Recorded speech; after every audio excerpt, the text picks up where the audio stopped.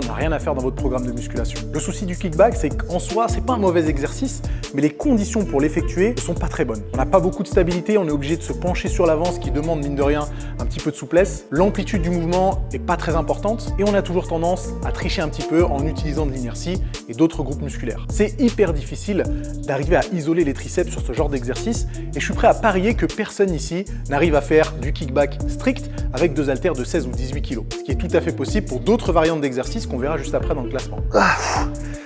Même en me concentrant à fond sur l'exécution, j'ai quand même un peu de mal à sentir les triceps. Surtout que là, j'ai deux haltères de 8 kg, imaginez.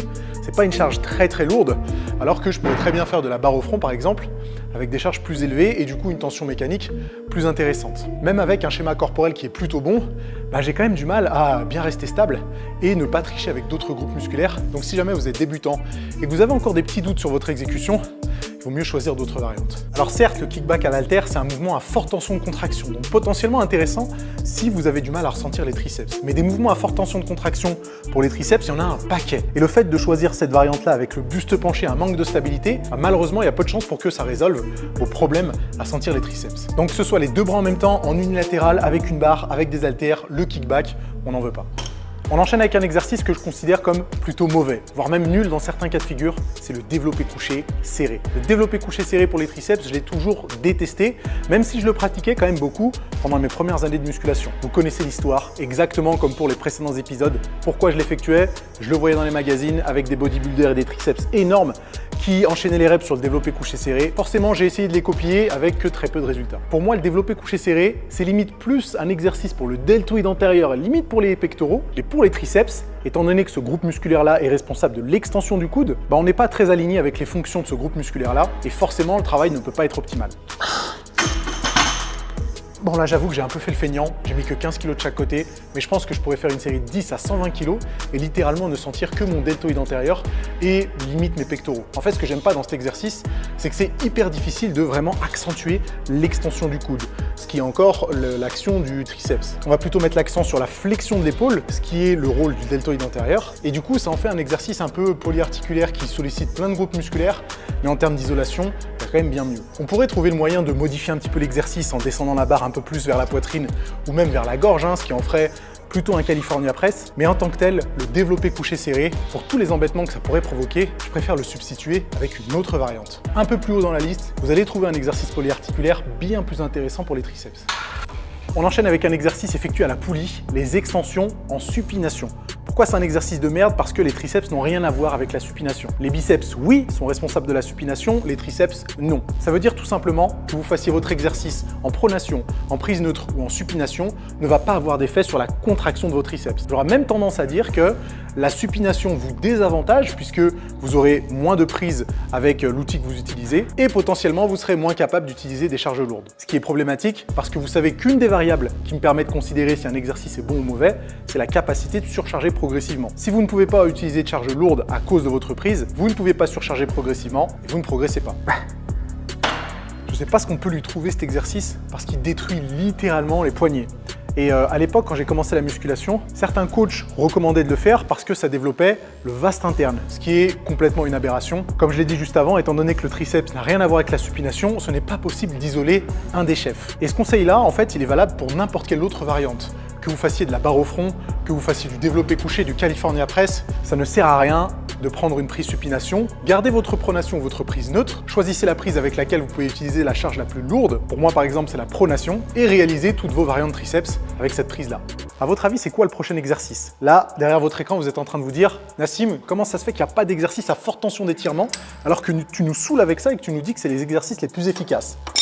Ça tombe bien, il est temps d'en mettre un. C'est difficile de trouver un nom pour ce mouvement. Vous pouvez trouver French Press, extension derrière la tête, extension nuque, choisissez celui que vous préférez. L'important, c'est que vous soyez dans une position étirée pour aller chercher justement cette forte tension d'étirement. Cet exercice, j'aurais pu le mettre plus haut, mais vous allez voir que les deux premiers de la liste sont vraiment des bangers pour les triceps. Et à aucun moment, j'aurais pu les remplacer par celui-là. Même si les extensions derrière la tête, c'est parfait niveau trajectoire, c'est parfait niveau courbe de résistance, c'est encore une fois un mouvement à forte tension d'étirement, donc il coche presque toutes les cases. On pourrait dire que niveau mise en place et stabilité, c'est un peu la galère, et je le comprends totalement. Mais en tout cas, pour moi, c'est un exercice qui figure presque toujours dans ma séance triceps.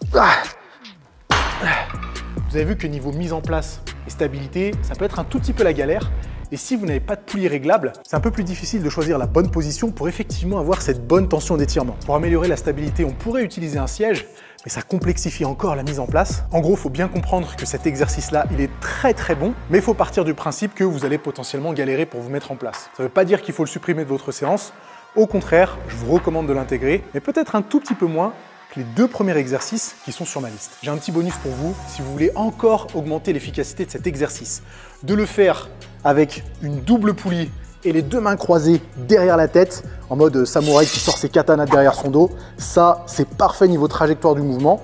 Et là, vous êtes sûr que niveau stimulation, on va être au top du top. Le problème de cette variante, c'est qu'elle est potentiellement encore plus dure à mettre en place. Mais si vous êtes d'aventure de le faire, testez-le. Les amis, si vous avez apprécié ce petit bonus, martelez les pouces en l'air. Je veux qu'on dépasse les 30 000 likes. Et puis, petite cerise sur le gâteau, si vous n'êtes pas abonné à la chaîne, abonnez-vous. Il y a plein d'autres épisodes qui arrivent et ça fait toujours plaisir. On arrive tout en haut de la liste. 2e place, médaille d'argent. Le 2e meilleur exercice pour les triceps, pour moi, c'est les dips. Que ce soit effectué à la machine ou sur le rebord d'un banc. Attention, je ne parle pas des dips aux barres parallèles, qui pour moi sont plutôt une variante pour les pectoraux, j'en ai parlé dans ma vidéo à ce sujet. Pour les triceps, en mode Schwarzenegger à l'ancienne, dips sur le rebord d'un banc avec les disques sur les cuisses. Les dips sont bons pour les triceps pour les mêmes raisons que les tractions supination sont bonnes pour les biceps. C'est un exercice polyarticulaire qui tire parti de la relation tension-longueur. Si vous suivez mes vidéos, vous savez que lorsque les fibres sont très étirées ou très contractées, elles ne sont pas capables de produire autant de force que lorsqu'elles sont dans une position neutre. Et le but des dips ou des tractions supination d'ailleurs, c'est de raccourcir le muscle d'un côté pour l'allonger de l'autre et faire en sorte que les fibres musculaires soient toujours dans les meilleures positions possibles pour produire le maximum de force possible. On a du coup une très bonne possibilité de surcharge progressive avec la tension mécanique que ça peut apporter en plus. Traduction, super exercice pour détruire vos triceps. En plus de ça, si vous l'effectuez à la machine, la stabilité est virtuellement parfaite. On a vraiment toutes les conditions qui sont réunies pour stimuler à 100% les triceps. Je vais quand même vous avouer un truc. L'efficacité de cet exercice dépend quand même grandement de la machine que vous avez dans votre salle de sport. Mais d'expérience, j'ai testé presque toutes les marques de machines de dips, que ce soit Hammer, que ce soit Matrix, que ce soit Technogym, et j'ai rarement trouvé des machines qui étaient très mauvaises. S'il vous plaît par contre, si vous effectuez cet exercice, ne faites pas les bourrins, laissez votre ego de côté. C'est clairement un mouvement où on va pouvoir charger beaucoup, mais ne vous laissez pas emporter par le désir de remplir toute la machine. N'oubliez pas qu'un mouvement de qualité fera toujours la différence. Et si vous n'avez pas de machine pour les dips, vous pouvez toujours les faire sur le rebord d'un banc.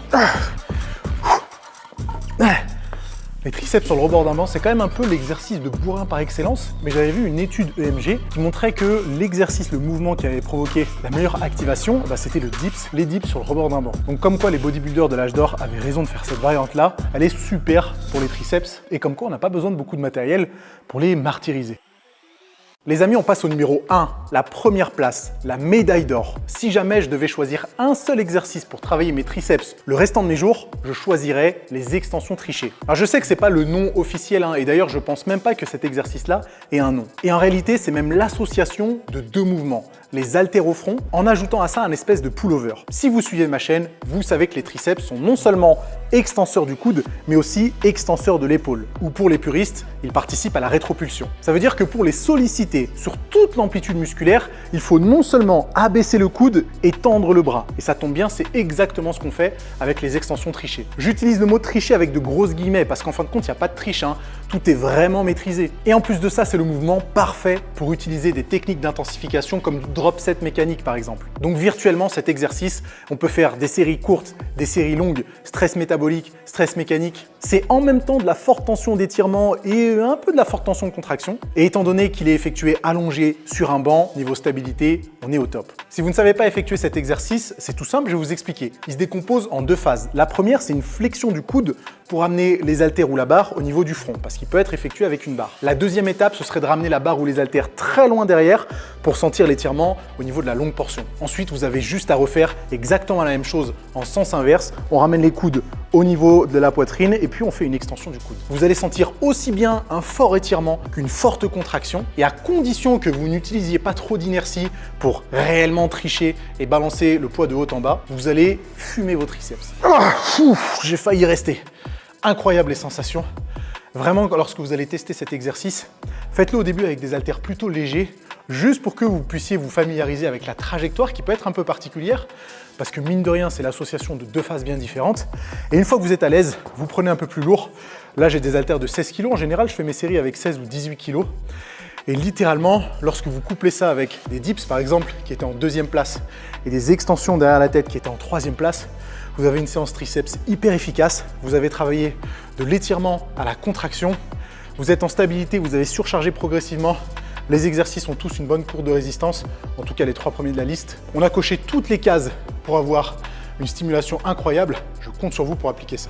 Qu'est-ce qu'on fait des autres exercices, genre les extensions polyquins, les pompes diamant, le French press, la barre au front, des exercices que je réalise aussi de temps en temps dans mes sessions triceps. Mais vous savez comment ça marche, le but n'est pas de faire une analyse exhaustive de tous les mouvements triceps, juste de vous aiguiller un petit peu pour que vous fassiez les meilleurs choix dans votre séance. Et ce qui est clair, c'est que dans ces meilleurs choix, on a les dips et les extensions trichées. Les amis, l'heure est grave. Je vais faire plus qu'un seul épisode de cette série de vidéos que vous aimez tant. Il me reste à traiter les épaules, les ischios, les abdos, potentiellement les trapèzes, et il va falloir choisir entre ces 4 groupes musculaires et c'est vous qui allez choisir. Ce que j'attends de vous, c'est que vous commentiez le groupe musculaire que vous voulez que je traite et je prendrai ce groupe musculaire pour faire le dernier